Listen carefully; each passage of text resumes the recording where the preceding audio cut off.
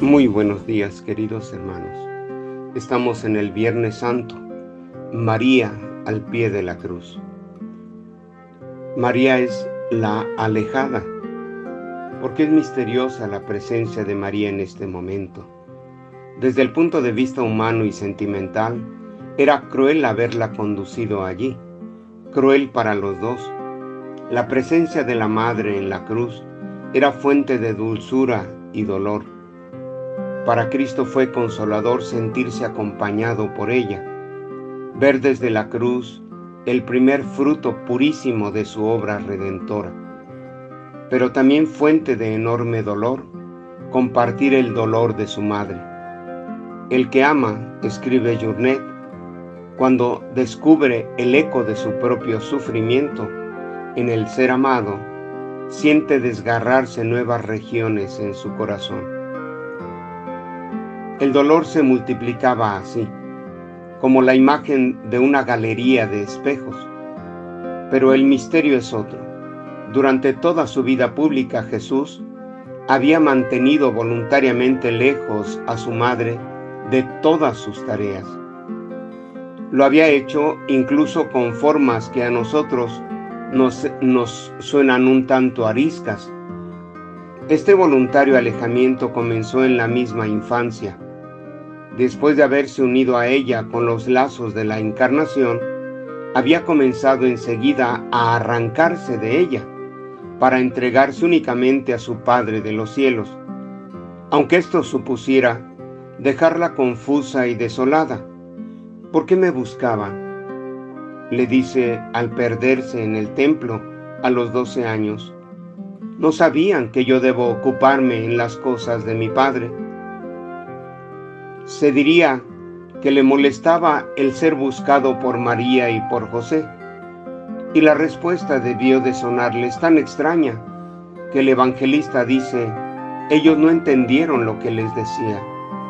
Más tarde, un día en que Jesús predicaba a las multitudes, alguien le avisa que están allá afuera su madre y sus parientes, y el maestro vuelve a tener una respuesta desconcertante. ¿Quiénes son mi madre y mis hermanos? Y señalando a quienes le escuchan, añade: estos son mi madre y mis hermanos. Todo el que hace la voluntad de mi Padre, ese es mi madre y mi hermano. Que para ser madre de Jesús hay que hacer la voluntad de Dios. María lo sabía ya desde el día de la Anunciación y lo había practicado. Pero lo que aún le faltaba por aprender experimentalmente es que, como explica Journet, la voluntad de Dios es una voluntad separante, una voluntad que distanciará a la madre del Hijo en la vida, lo mismo que en la muerte arrancaría al Hijo del Padre. Pero eso es asombrosa. Por eso es asombrosa esta proximidad a la hora de la cruz. Este Jesús, que ha mantenido lejos, a raya diríamos, a su madre, a las horas del gozo, ¿por qué la quiere próxima ahora, en el tiempo del dolor? Evidentemente esta presencia tiene algún sentido mayor que el de la pura compañía. Debe de haber alguna razón teológica para esta llamada.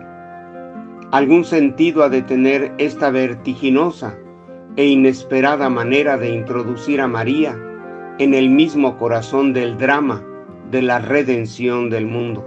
Podemos comenzar a vislumbrar el sentido del problema si pensamos que es Juan quien nos transmite las dos palabras solemnes que Jesús dice a su madre, una en Caná de Galilea, al comienzo de su vida pública, otra en la cruz, al final de la misma. El parentesco entre ambas frases es demasiado evidente como para que no pensemos que el evangelista ha querido unirlas místicamente. Son dos palabras que solo pueden entenderse leyéndolas juntas.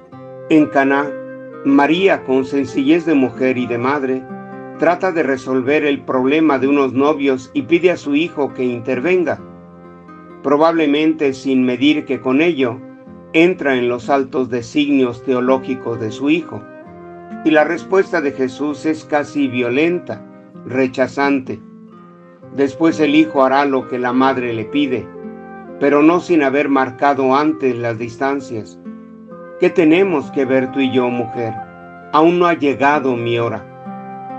La respuesta tuvo que desgarrar en cierto modo el corazón de María. No pudo entender entonces el vertiginoso sentido de estas palabras con las que estaba citándola en el Calvario. Está pidiéndola que salga del campo de las inquietudes terrestres, por importantes y dolorosas que sean, y entre en el plan de las cosas del Padre, en el plan en el que el Hijo vive y en el que la Madre tiene también una misión de primera importancia. Jesús concederá el milagro, pero con él anticipará la hora de la separación entre la Madre y el Hijo. Con este milagro comenzará su vida pública y se desencadenará el odio de sus enemigos.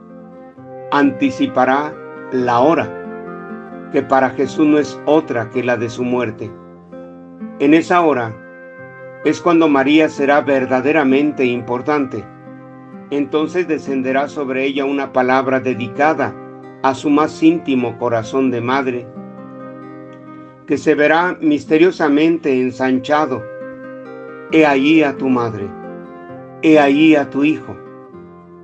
Si Cristo ha elegido la vocación de sufrir y morir por la salvación del mundo, es claro que cuantos a lo largo de los siglos le estarán unidos por amor, tendrán que aceptar cada uno en su rango y función esa misma vocación de morir y sufrir por esa salvación.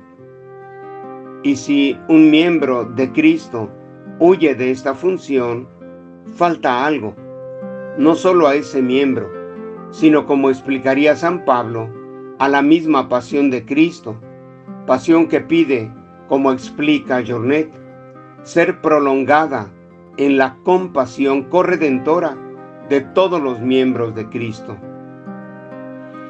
Este es el misterioso sentido de la frase de San Pablo a los colosenses: suplo en mi carne lo que falta a las tribulaciones de Cristo por su cuerpo, que es la Iglesia. Aquel pequeño grupo al pie de la cruz, aquella iglesia naciente, estaba pues allí por algo más que por simples razones sentimentales. Estaba unida a Jesús, pero no solo a sus dolores, sino también a su misión. Y en esta iglesia tiene María un puesto único. Hasta entonces ese puesto y esa misión habían permanecido como en la penumbra. Ahora en la cruz se aclararán para la eternidad. Por eso la alejada será traída a primer plano. Esta es la hora. Este es el momento en el que María ocupa su papel con pleno derecho en la obra redentora de Jesús. Ella es corredentora y entra en la misión de su Hijo con el mismo oficio que tuviera en su origen, el de madre. Es evidente que en la cruz Jesús hizo mucho más que preocuparse por el futuro material de su madre, dejando en manos de Juan su cuidado. La importancia del momento, el juego de las frases, bastarían para descubrirnos que estamos ante una realidad más profunda, más honda. Si se tratara de una encomienda solamente material, sería lógico el «he allí a tu hijo». María se quedaba sin hijo, se le daba uno nuevo. Pero ¿por qué el «he ahí a tu madre»? Juan no solo tenía madre, sino que estaba allí presente. ¿Para qué darle una nueva? Es claro que se trataba de una maternidad distinta, y también que Juan no es allí solamente el hijo de Zebedeo, sino algo más. Ya desde la antigüedad los cristianos han visto en Juan a toda la humanidad representada, y más en concreto, a la iglesia naciente. Es a esta iglesia y a esta humanidad a quienes se les da una madre espiritual. Es esta Virgen envejecida por los años y los dolores la que repentinamente vuelve a sentir su seno estallante de fecundidad. Ese es el gran legado que Cristo concede desde la cruz a la humanidad. Esa es la gran tarea que a la hora de la gran verdad se encomienda a María. Es como una segunda anunciación. Hace 30 años, ella lo recuerda bien, un ángel la invitó a entrar por la terrible puerta de la hoguera de Dios. Ahora, no ya un ángel, sino su propio Hijo, le anuncia una tarea más empinada, si cabe, recibir como hijos de su alma a quienes son los asesinos de su primogénito, de su Hijo Jesucristo. Y ella aceptó hace ya 30 años cuando dijo aquel fiat, hágase, que era una total entrega en las manos de la voluntad de Dios. De ahí que el olor a sangre del Calvario comience extrañamente a tener un sabor de recién nacido. De ahí que sea difícil saber si ahora es más lo que muere o lo que nace. De ahí que no sepamos si estamos asistiendo a una agonía o a un parto. Hay tanto olor a madre y a engendramiento en esta dramática tarde. Ánimo, queridos hermanos, o santos o nada, hasta el cielo no paremos para estar eternamente con Jesús y María. Dulce Madre, no te alejes, tu vista de nosotros no apartes. Ven con nosotros a todas partes y solo nunca nos dejes. Y ya que nos proteges tanto como verdadera Madre, haz que nos bendiga el Padre y el Hijo y el Espíritu Santo. Amén. Y que vivan los sagrados corazones de Jesús y de María. Bendecido Triduo Pascual para todos, hermanos.